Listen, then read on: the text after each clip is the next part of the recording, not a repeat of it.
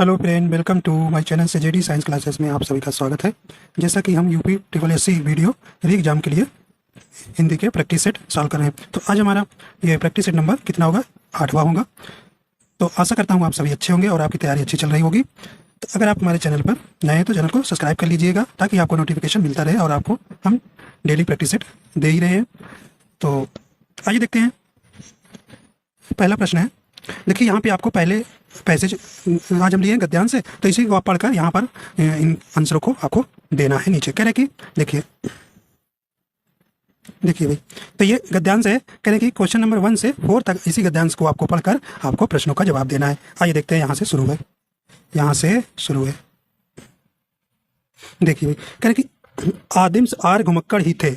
आदिम आर्य घुमक्कड़ ही थे, यहाँ से वहाँ वे घूमते ही रहते थे। घूमते भटकते ही वे भारत पहुँचे थे।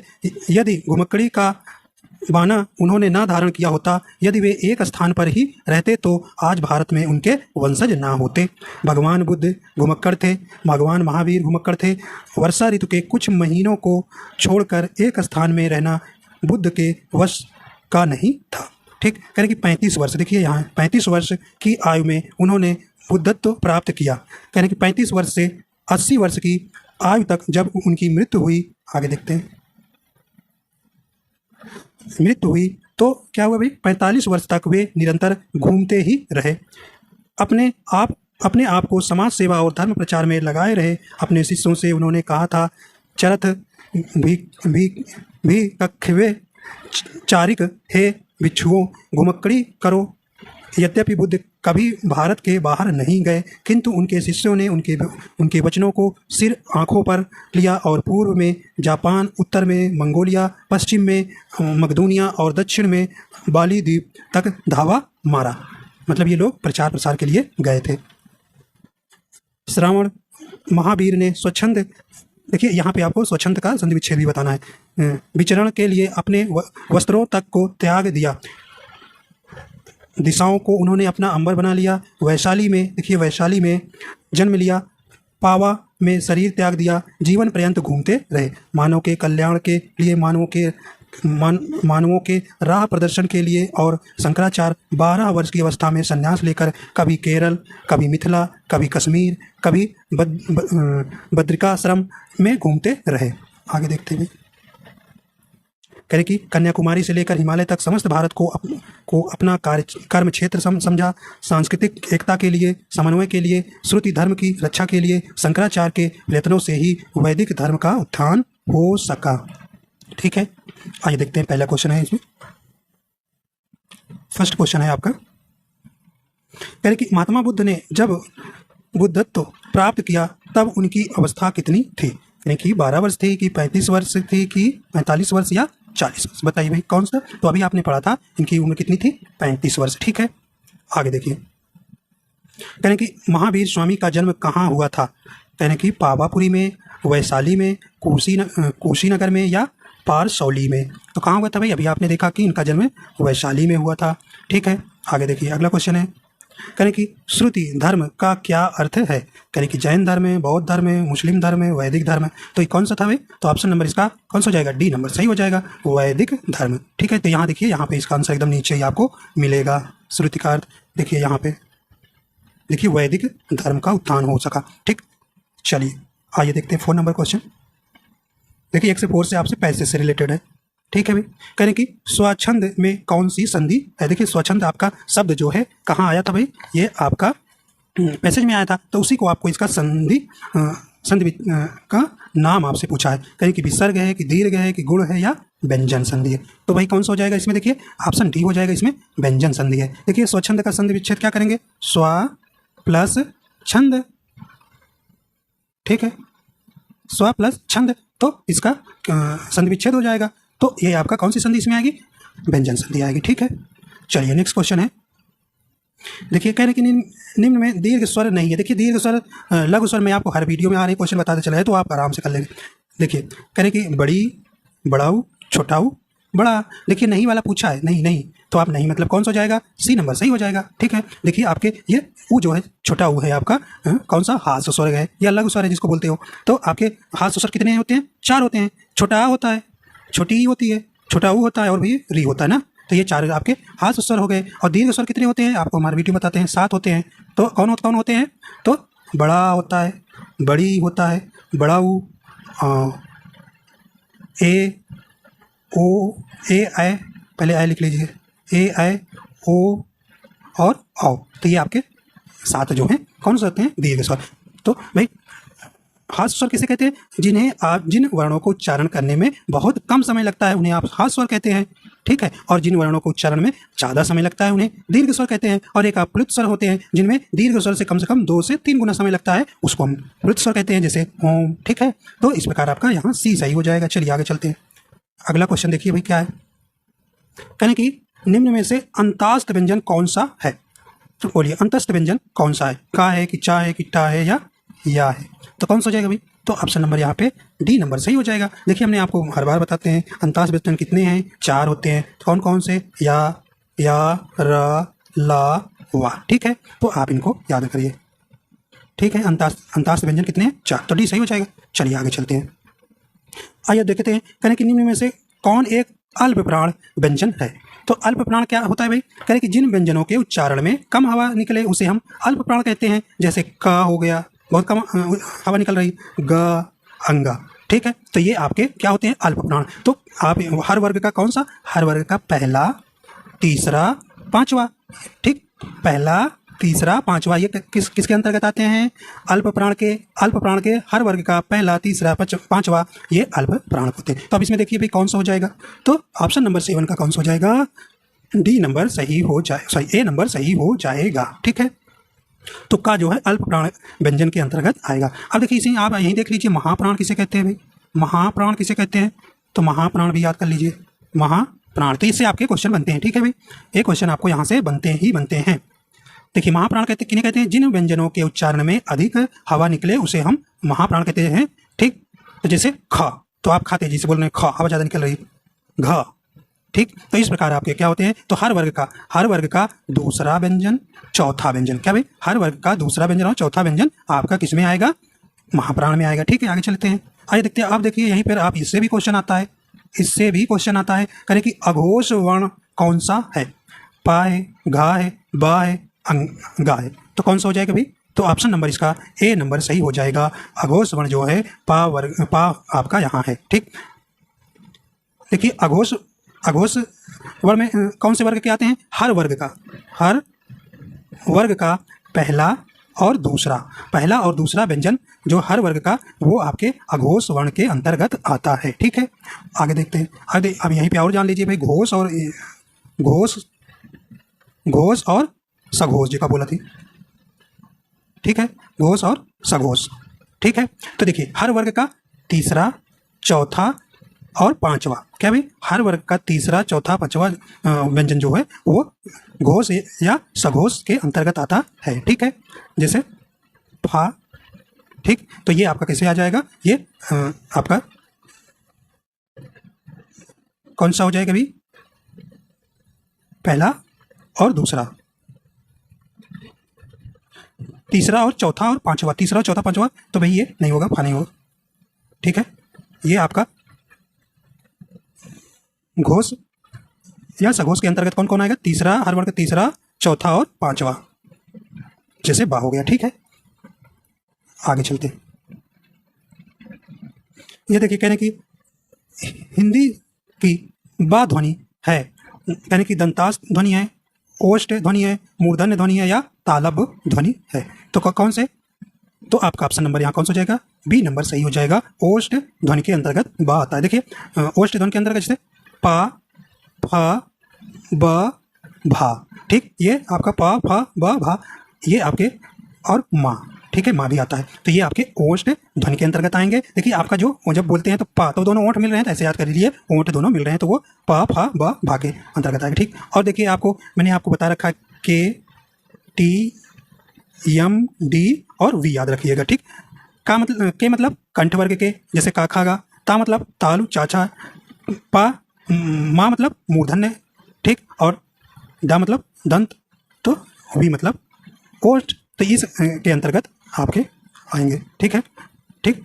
कंठ वर्ग का मतलब कंठ वर्ग के अंतर्गत, जैसे का वर्ग आएगा और टी मतलब तालव्य वर्ग, चा वर्ग, और टा मतलब डा मतलब मूर्धन्य वर्ग क्या आएगा, और डी मतलब दंत मतलब ता वर्ग आएगा, और वी मतलब ओठ पा वर्ग आएगा। ठीक, तो इस प्रकार आपको इनको याद रखिएगा। अगर आपसे यहीं पर पूछ रहे, व्यंजन पूछ रहे, तो कौन आएगा, सा, ख, सा और हा। ठीक है, ये चार आपके पूछ व्यंजन गत के अंतर आते हैं। ठीक है, संयुक्त व्यंजन कितने होते हैं, 4, छ, त्र, ज्ञ, स्रा। ठीक, तो ये आपके 4 संयुक्त व्यंजन होते हैं। आइए आगे चलते हैं। तो आपका यहाँ पे बी नंबर इसमें हो जाएगा। आगे देखते हैं, कह रहे हैं कि निम्न में योग ऋण शब्द है, निम्न में योग ऋण शब्द है, कह रहे कि नहर, तीर, पाचन से जीव। कौन सा हो जाएगा भी, तो आपका ऑप्शन नंबर कौन सा हो जाएगा, सी नंबर सही हो जाएगा, पंच आनन। तो आपका यहाँ पर सी नंबर सही हो जाएगा, सी नंबर सही हो जाएगा। देखिए योग ऋण शब्द क्या होते हैं, दो शब्द सार्थक के मेल से बनने वाले होते हैं। देखिए वे शब्द जो अपने समान अर्थ को छोड़कर विशेष अर्थ का बोध कराते हैं उन्हें हम योग ऋण शब्द कहते हैं। कैसे वे, दो सार्थक शब्दों के मेल से बनने वाले वे शब्द जो अपने समान अर्थ को छोड़कर विशेष अर्थ का बोध कराते हैं उन्हें योग ऋण शब्द कहते हैं। जैसे महावीर, ठीक, तो एक महा प्लस वीर, तो एक महा मतलब बहुत, वीर मतलब बलवान, बहुत बलवान। ठीक, जैसे पंकज, पंक मतलब कीचड़, जा से जन्म लेना, तो जैसे कमल का फूल। ठीक, तो ये आपके योग ऋण शब्द कहलाते हैं। देखिए अर्थ के आधार पर जो है आपके शब्द कितने प्रकार के होते हैं, 3 प्रकार के होते हैं। शब्द के आधार पर वाक्य कितने, 3 प्रकार। पहला है ऋण शब्द, कौन भाई, ऋण शब्द, यौगिक शब्द, यौगिक शब्द और योग ऋण शब्द। ठीक, ऋण शब्द वे होते हैं जिनके खंड निरर्थक होते हैं, मतलब जैसे घर हो गया, आप उन्हें खंड करेंगे तो कोई अर्थ नहीं निकलेगा, रात हो गया, दिन हो गया, वे योग ऋण शब्द होते हैं। यौगिक शब्द होते हैं, शाब्दिक अर्थ है मेल से बना शब्द। यौगिक शब्द के कभी एक खंड और कभी दोनों खंड सार्थक होते हैं। ठीक, जैसे विद्यालय। चलिए आगे चलते हैं। अगला है यानी कि चंद्रोदय में आपको क्या बताना है, का संधि विच्छेद बताना है। कहने कि चंद्र प्लस उदय, चंद्रो प्लस दय, या चंद्र प्लस उदय, या चंद्रो प्लस उदय। तो कौन सा हो जाएगा भाई, तो ऑप्शन नंबर इसका कौन सा हो जाएगा, ए नंबर सही हो जाएगा, ए नंबर सही हो जाएगा। तो चंद्र प्लस उदय जो है इसका सही संधि विच्छेद हो जाएगा। तो कौन सी संधि है, तो गुणस्वत संधि है। ठीक है, आइए आगे चलते हैं। कहने कि रथ चालक का सामासिक विग्रह क्या होगा। कहने कि चलाने वाला रथ को चलने वाला, या रथ को चलाने वाला, या रथ जो चलाता है। तो क्या हो जाएगा, तो ऑप्शन नंबर इसका सी नंबर सही हो जाएगा, रथ को चलाने वाला। ठीक, तो आप इसमें कौन सा समास लगाएंगे, तत्पुरुष समास। ठीक, आइए देखते हैं अगला। कहने कि प्रत्येक शब्द का उपसर्ग क्या है। तो आप जानते हैं उपसर्ग कहाँ लगता है, किसी मूल शब्द के पहले लगता है। तो बताइए भाई, कहने कि प्रा होगा, प्रति होगा, प्रा होगा, या पा होगा। कौन सा हो जाएगा भाई, तो ऑप्शन नंबर इसका कौन सा हो जाएगा, बी नंबर सही हो जाएगा, प्रति। तो प्रत्येक शब्द में उपसर्ग क्या है, प्रति उपसर्ग। चलिए नेक्स्ट क्वेश्चन है। कहने कि प्रत्यय रहित शब्द बताइए। ऐसे आपको शब्द बताना है जिसमें प्रत्यय न लगा हो। चलिए, कहने कि मर्मज्ञ, वैज्ञानिक, कृपालु और अनुवाद। तो कौन सा हो जाएगा भाई इसमें 14 का, तो 14 का ऑप्शन नंबर यहाँ पे डी नंबर सही हो जाएगा। अनुवाद में किसी प्रकार का प्रत्यय नहीं लगा है। नेक्स्ट क्वेश्चन है, कह रहे कि निम्नलिखित शब्दों में से तत्सम शब्द कौन सा है। तो तत्सम वही शब्द होते हैं जो संस्कृत से जिस प्रत्यक्ष निकलकर हिंदी में आए हुए हैं, उन्हीं को हम तत्सम कहते हैं। बताइए भाई, कह रहे कि सुहाग होगा, कि भाभी होगा, या रीस होगा, या मनुष्य होगा। बताइए भाई कौन सा हो जाएगा, तो इसमें कौन सा हो जाएगा तत्सम, तो ऑप्शन नंबर डी चला जाएगा, मनुष्य। देखिए मानव क्या है, तद्भव है, और मनुष्य इसका तत्सम क्या हो जाएगा, मनुष्य हो जाएगा। ठीक है, चलिए देखते हैं। सुहाग, देखिए सुहाग आया है, सुहाग का तत्सम क्या होगा, सौभाग्य, सौभाग्य हो जाएगा। ठीक है, और देखिए रीस का आपका क्या हो जाएगा तत्सम, तो ईर्ष्या हो जाएगा, ईर्ष्या। ठीक है, ईर्ष्या। और देखिए भाभी का आपका क्या हो गया, भातृ भार्या हो जाएगा। ठीक है, भार्या। तो इस प्रकार आपका यहाँ पे डी सही हो जाएगा। चले आगे, देखिए नेक्स्ट क्वेश्चन है, कहते हैं कि निम्नलिखित में से कौन सा आकाश का तद्भव रूप कौन सा है। बताइए भाई, तो आकाश करें कि आसमान होगा, अंबर होगा, आसमान या नभ होगा। कौन सा हो जाएगा? तो ऑप्शन नंबर इसका कौन सा हो जाएगा? ए नंबर सही हो जाएगा, आसमान। तो आकाश का तद्भव आसमान होगा। चलिए आगे चलते हैं। अगला है, करें कि निम्न में कौन सा देशज शब्द है? करें कि आकल है, नीलम है, सॉरी नीलाम है, छैला है, इनाम है। तो देशज शब्द कौन हो जाएगा भाई इसमें? तो आपका सी नंबर सही हो जाएगा, छैला। छैला जो है आपका देशज शब्द है। ठीक है, देखिए नीलाम, नीलाम देखिए कहते हैं ना नीलाम हो गया आपका घर, तो ये नीलाम कहाँ का शब्द है? ये पुर्तगाली है, पुर्तगाली, पुर्तगाली भाषा का शब्द है। ठीक, इनाम कहाँ का है? अरबी भाषा का। इनाम कहाँ है? अरबी भाषा का शब्द है। ठीक है, अरबी भाषा का शब्द है। ठीक, तो इस प्रकार सी सही हो जाएगा। चलिए अगला चलते हैं। करें कि निम्न में कौन सा शब्द, देखिए विदेशी, आप अभी आपको अब बताना है विदेशी शब्द। चलिए करें कि चेला होगा, अथाह होगा, झूठ होगा, सिगरेट होगा। तो बताइए भैया 10 का तो कौन सा हो जाएगा? तो ऑप्शन नंबर यहाँ पे कौन सा हो जाएगा? डी सही चला जाएगा, सिगरेट। सिगरेट जो है ये आपका विदेशी शब्द है। देखिए सिगरेट का मूलतः एक क्या है? स्पेनिश शब्द है, स्पेनिश शब्द है। ठीक, आगे चलते हैं। करें क्रिया से बनने वाली भाववाचक संज्ञा है। करें कि थकावट, बुराई, आलस्य, बुढ़ापा। तो कौन सा हो जाएगा भाई इसमें? तो क्रिया से बनने वाली भाववाचक संज्ञा है, तो ऑप्शन नंबर ए हो जाएगा, थकावट। चलिए आगे देखते हैं। करें कि निम्नलिखित जोड़ों में से उत्तम पुरुष वाले जोड़ों को पहचानिए। देखिए आपके पुरुष कितने में विभाज्य हैं? तो 3 प्रकार के। ठीक है, पर्सन जो है विभाज्य कितने? 3 प्रकार के। ठीक है, तो इसमें आपसे उत्तम पुरुष पूछा है, तो आपसे 3 होता है, एक उत्तम होता है, एक मध्यम पुरुष होता है और एक अन्य पुरुष होता है। तो भैया उत्तम में बताइए कौन आएंगे? तो उत्तम में कौन आते हैं? मैं और हम। जैसे आप first person, second person, third person English में पढ़ते हैं ना, वही हिंदी यहाँ है।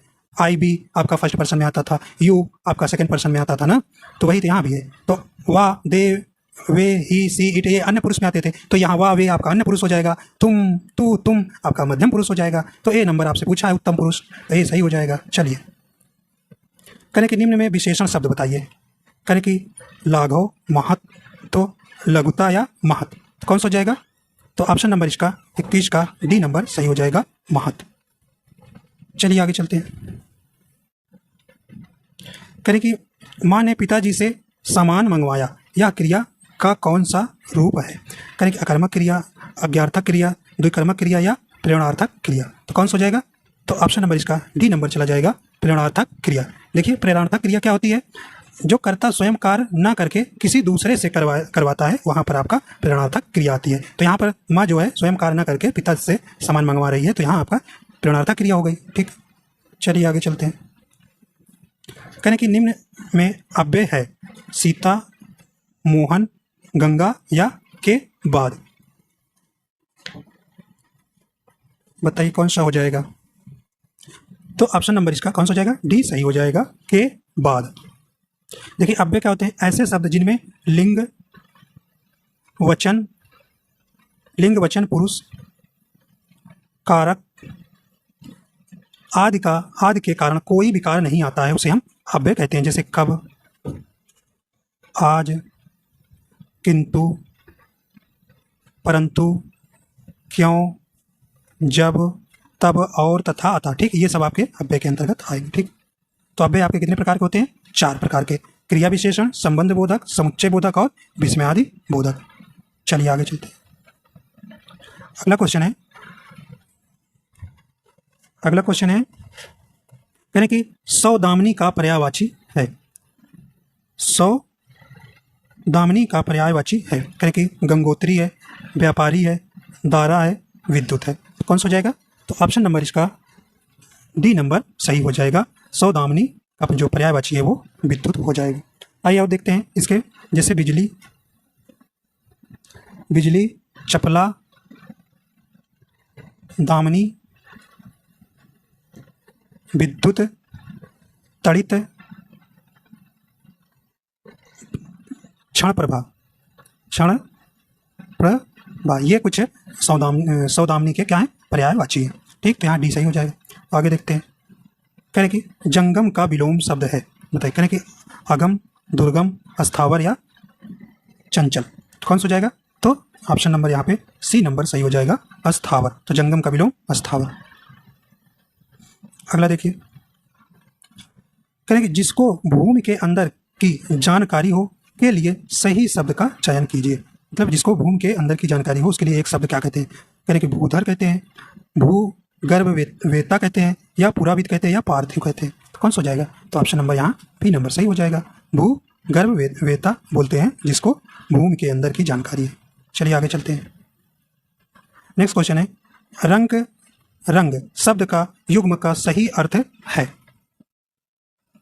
कौन कहने हैं कि भिखारी या वर्ण भिखारी होगा, कि राजा प्रजा होगा, या राजा वर्ण होगा। कौन सा हो जाएगा, तो ऑप्शन नंबर इसका ए सही हो जाएगा, ए नंबर सही हो जाएगा, भिखारी वर्ण। आगे देखिए, चलिए नेक्स्ट क्वेश्चन है, इनमें से एक शब्द अनेकार्थी नहीं है। मतलब कि अनेकार्थी जो एक ही शब्द के कई अर्थ होते हैं उन्हीं को अनेकार्थी बोलते हैं। तो ऐसा कौन सा शब्द है जिसके अनेकार्थी नहीं होते। देखिए, कर हाथ होता है, वर्ण होता है, अर्क होता है, लज्जा देखिए ऑप्शन नंबर सी हो जाएगा, लज्जा जो है के अनेकार्थी शब्द नहीं होते। अगला देखिए, कह रहे कि निम्न में वर्तनी की दृष्टि से शुद्ध शब्द बताना है, शुद्ध शब्द बताना है। कह रहे कि पौरुष होगा, या पौरुष होगा, या पोरुष होगा, या पौरुख होगा। तो कौन सा हो जाएगा इसकी शुद्ध वर्तनी, तो पौरुष होगा। तो ऑप्शन नंबर ए नंबर सही हो जाएगा। चलिए आगे चलते हैं। कह रहे कि निम्नलिखित में से वर्तनी की दृष्टि से अशुद्ध शब्द चयन कीजिए। देखिए यहाँ पे अशुद्ध शब्द चुनना है, वहाँ पे शुद्ध करना था तो यहाँ अशुद्ध। देखिए शरद चंद, तो ये आपका सही लिखा है। देखिए यानी, ये आपका गलत है। श्याम शुरू सही है, कवयित्री सही है, तो इसका सही यानी का सही शुद्ध शब्द होगा यानी। ठीक, तो ऑप्शन नंबर बी सही हो, यहाँ पर अशुद्ध है। ठीक,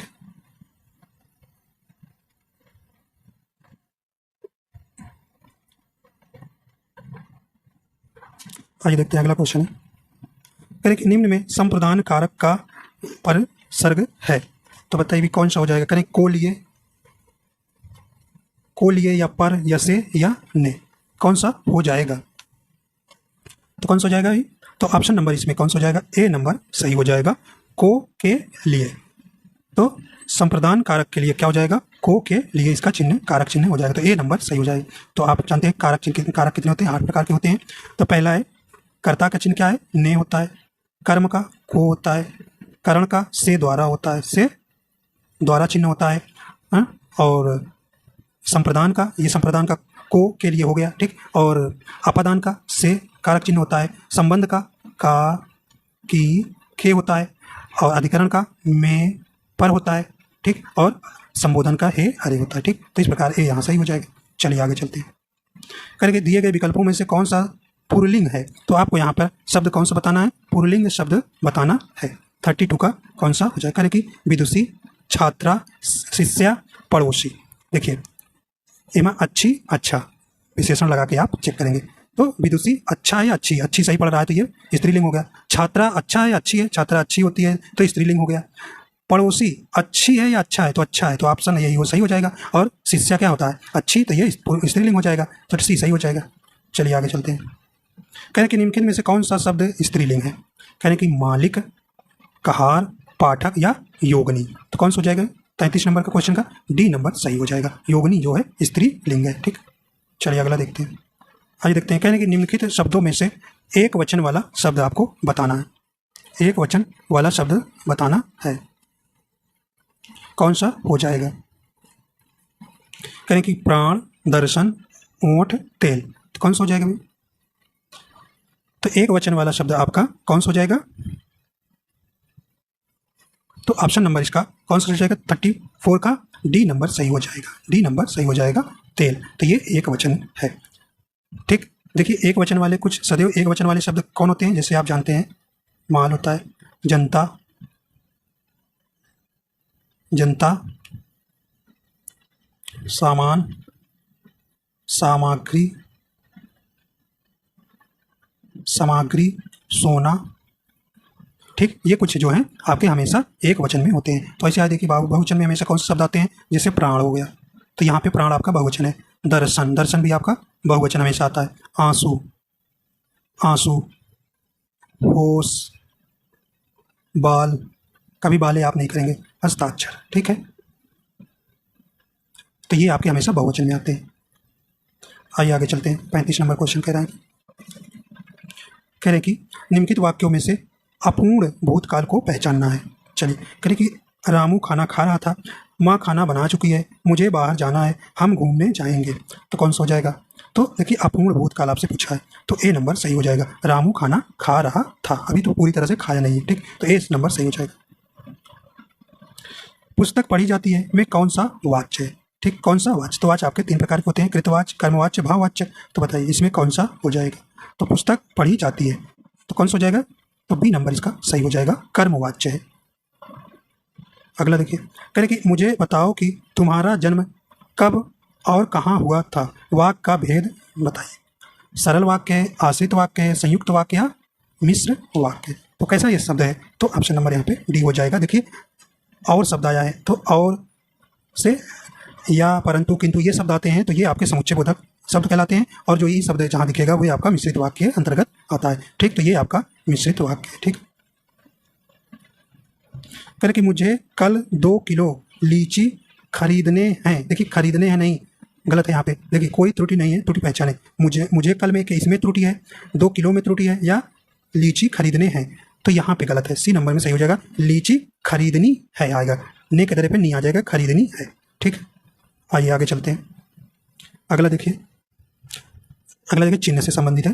कहें कि विस्मयादिबोधक चिन्ह कौन सा है? तो कौन सा है? तो ऑप्शन नंबर इसका ए नंबर सही हो जाएगा, ऑप्शन नंबर ए सही हो जाएगा। और देखिए ये जो है ये उद्धरण चिन्ह है। कौन से? उद्धरण चिन्ह है। और ये जो है ये जो कौन सा? ये त्रुटि चिन्ह है, ये त्रुटि चिन्ह है। देखिए त्रुटि चिन्ह क्या होती है? लिखते वक्त जब कोई शब्द छूट जाए तो इस चिन्ह का प्रयोग करके उस शब्द को पंक्ति के ऊपर लिख देते हैं, ठीक है, उसी को त्रुटि कहते हैं, ठीक। और विस्मयादिबोधक चिन्ह क्या होते हैं? विस्मयादिबोधक वहाँ चिन्ह लगाया जाता है वाक्य में जब हर्ष हो, घृणा हो, शोक हो, भय हो आदि भावों को प्रकट करने के लिए विस्मयादिबोधक चिन्ह का प्रयोग करते हैं। चलिए आगे चलते हैं। कह रहे हैं कि सीमा कुछ छिपा रही है, लगता है दाल में कुछ काला है, रेखांकित मुहावरे का अर्थ बताना है। तो ये आपका रेखांकित मुहावरा है। करे कुछ गड़बड़ होना, दाल खराब होना नहीं, बिगड़ जाना नहीं, शक करना नहीं। तो ऑप्शन नंबर इसका कौन सा हो जाएगा? ए नंबर सही हो जाएगा, कुछ गड़बड़ होना। चलिए आगे देखते हैं। कह रहे कि नाक रगड़ना मुहावरे का अर्थ है, कौन सा हो जाएगा भाई? कह रहे कि खुजली करना नहीं, माफ़ी मांगना। देखिए ये आपका सही हो जाएगा। कह रहे कि नाक में फुंसी होने पर रगड़ना नहीं, अर्थ ज्ञात नहीं। तो सही है, तो कौन सा? बी नंबर आपका सही हो जाएगा, माफ़ी मांगना। अगला देखिए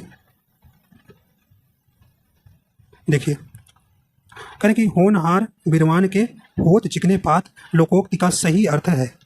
करें कि होनहार बालक सुंदर होता है, सुंदर बालक होनहार होता है, होनहार बालक के गुण बचपन से ही दिखाई देने लगते हैं, होनहार बालक सुंदर नहीं होता है। तो कौन सा हो जाएगा? सी नंबर आपका सही हो जाएगा, होनहार बालक के गुण बचपन से ही दिखाई देने लगते हैं, ठीक। चलिए अगला देखते हैं।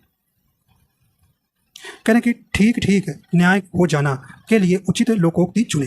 ठीक ठीक न्याय हो जाना के लिए उचित लोकोक्ति को चुनना है। कह रहे कि तेल देखो तेल की धार देखो नहीं। कह रहे कि दूल्हा को पत्तल नहीं, भजनिए को थाल नहीं। कह रहे दूध का दूध, पानी का पानी, ठीक। तो ऑप्शन नंबर यहाँ पे सी सही हो जाएगा। चलिए आगे चलते हैं।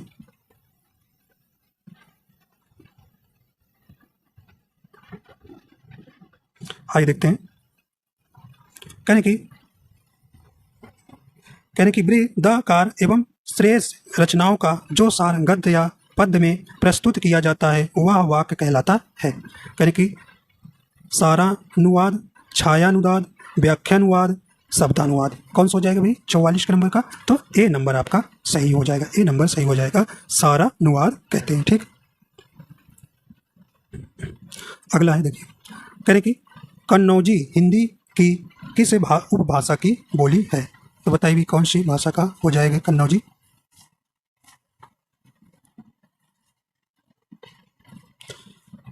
कौन सी भाषा का हो जाएगा? कहने की पूर्वी हिंदी, पश्चिमी हिंदी, राजस्थानी हिंदी या पहाड़ी हिंदी।